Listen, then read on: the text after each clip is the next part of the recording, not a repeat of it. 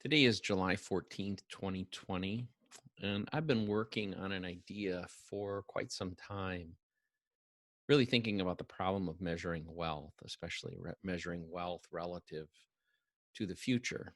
It's something in the current fiat system is essentially impossible. None of us can know with any level of certainty how much a given amount of money now will have in future purchasing power. And I think that presents a really alarming problem. If we look at pretty much everything else in life, there's always a consistent measurement. If we look at height, for instance, Giannis Antetokounmpo, the best basketball player in the world, he's 6'11" today. We know that 10 years from now, he's still going to be 6'11". Nothing can change that. Same with a pint of Guinness. It's 16 ounces.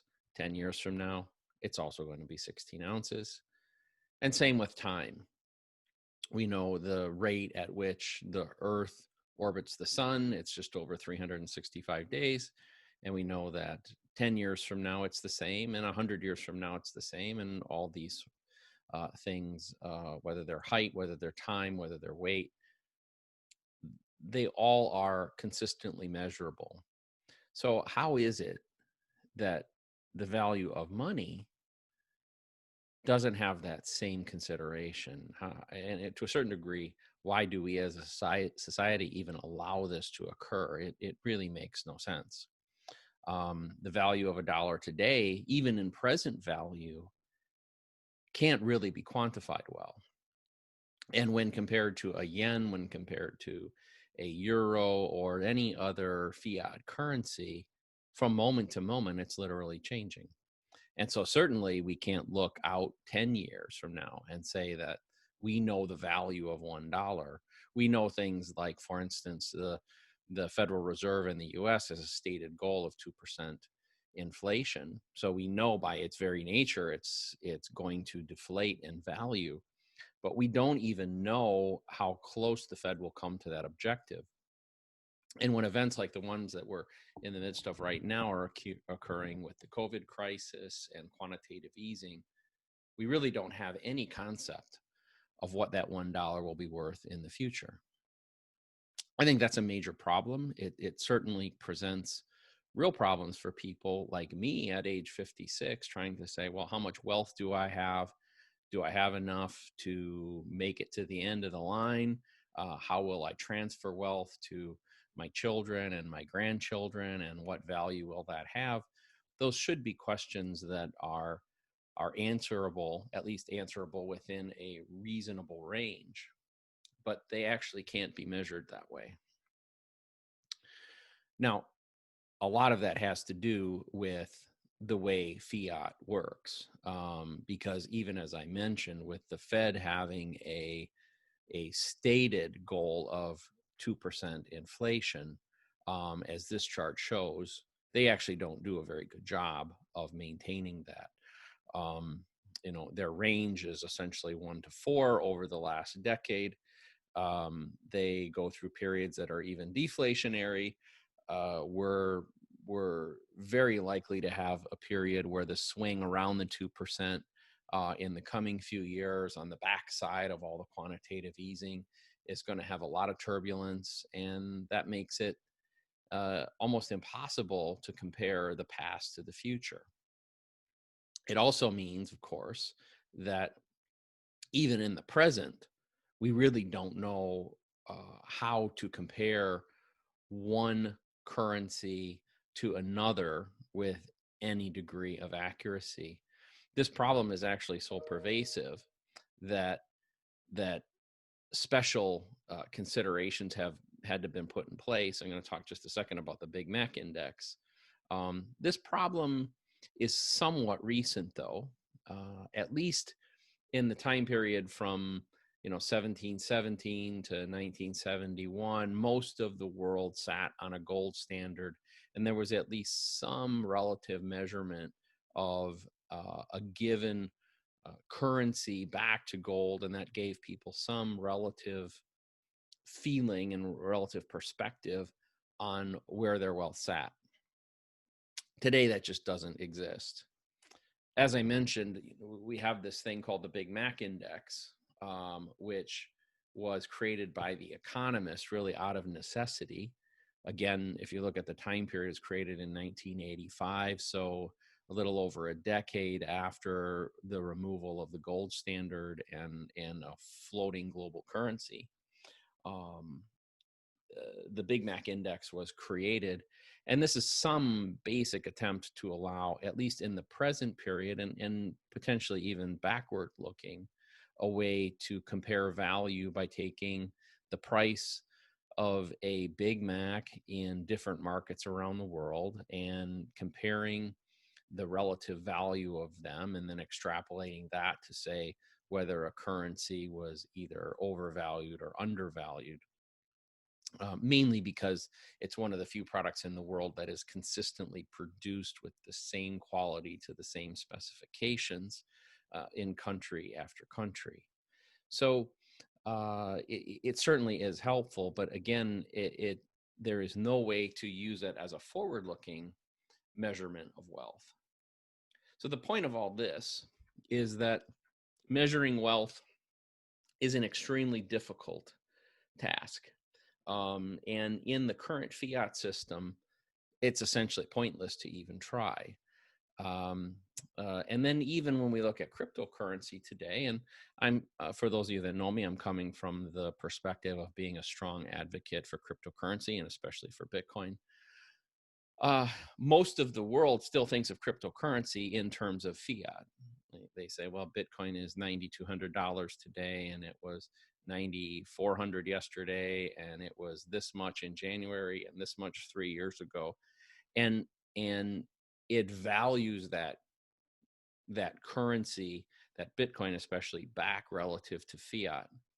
Now, there is a group of staunch Bitcoin advocates, often called maximalists, and I'm kind of on the fringe of that group, probably not as extreme as some, but I'm certainly a very strong evangelist and advocate for Bitcoin. And what those of us kind of in that mindset are trying to do is put our hands around valuing our wealth in Bitcoin, because we have faith in Bitcoin in the long run, and we know that its very nature and attributes will not suffer from some of the same problems that fiats do. But it becomes difficult to look forward with any level of perspective and say with some level of certainty, how much is 10 Bitcoin worth or 20 Bitcoin worth or 100 Bitcoin worth? And how do I get comfortable around owning that money and having some perspective on what level of wealth that represents? Now, just a quick review for those of you who are a little less familiar. There's only going to be 21 million Bitcoin. That's a hard number. It's unchangeable. 88% of the Bitcoin are already in circulation through a process called mining. A Bitcoin is divisible. It's divisible to the 100 millionth place, the 100 millionth place. And that smallest unit of measure is called a Satoshi. It's kind of the penny of the Bitcoin world, so to say, the smallest unit of measure that exists today. And no matter what happens, that final number of 21 million cannot be increased or decreased. Now, to be fair, effectively, there can be a decrease, though, because over time, and this has happened already to some fairly significant number of Bitcoin, they can be lost or burned by losing or destroying the private keys that provide access to those coins. But in simple terms, it's probably easiest to just think of the 21 million as the maximum fixed supply, and realizing that it represents absolute scarcity. It's the only true commodity that will ever have this attribute. Even gold, which has a scarcity element and is often used and historically has been used as a measurement of wealth, it is subject to changes in supply. So if the gold price goes up, you will see production increase. If the price of gold goes down, you will see production decrease. So in Bitcoin, that does not exist. Changes in Bitcoin price up or down will essentially have no impact on the rate at which new Bitcoin enters the money supply. Now, today, at least as of 2 days ago, when I did this chart, there were just over 7.8 billion people in the world. And there were just over 18.49 billion Bitcoin in the world, 18.49 million Bitcoin in the world. So what that really means is that there are 423 people for every one Bitcoin in the world. So that thought process of, I'm calling that sats per capita or Satoshis per capita, starts giving some perspective that I think is extremely important. This perspective, some people have often looked at things like, hey, can I divide all of the dollars in the world by all the people? Well, the reality is nobody knows exactly how many dollars there are in the world, and the dollars themselves have a fluctuating value, so it's not a particularly valuable measurement.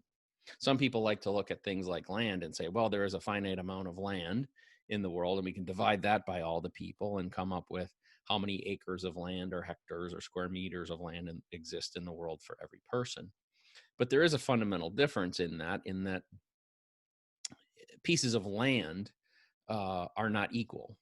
So a piece of land in the middle of Montana is very different from a square meter, let's say in Montana, is very different from a square meter in downtown London, which is very different from a square meter in Antarctica. So that analogy doesn't work as well. But this is a very pure measurement. 423 people exist for every one Bitcoin in the world as we sit here today.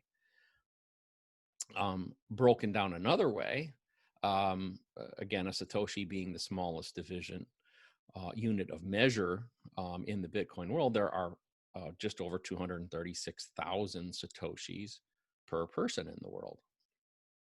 So this is I believe, a very important perspective to start wrapping your head around. So taking this one step further, for the next several decades, the rate at which new Satoshis are mined will exceed the rate at which the global population expands. But it's at a declining rate. And then later this century, we're going to see a crossover. And then the rate at which the population expands will exceed the rate at which Satoshis expand. So by the year 2100, what we'll see is we'll have come very close to the 21 million number of Bitcoin in the world, and we'll have just under 11 billion people in the world. And this will translate to approximately 193,000 Satoshis per person. And if you remember back, the current number is about 236,000 Satoshis per person.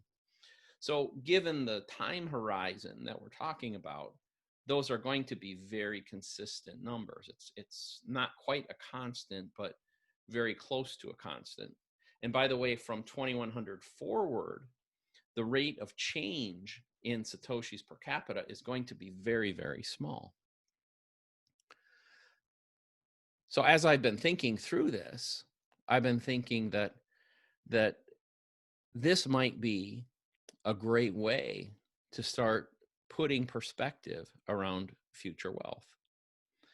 So given that the current system doesn't provide this mechanism, and that the Bitcoin supply is fixed, and the population grows at a somewhat known rate, I believe that we will be able to use this number as a new unit of measure for wealth.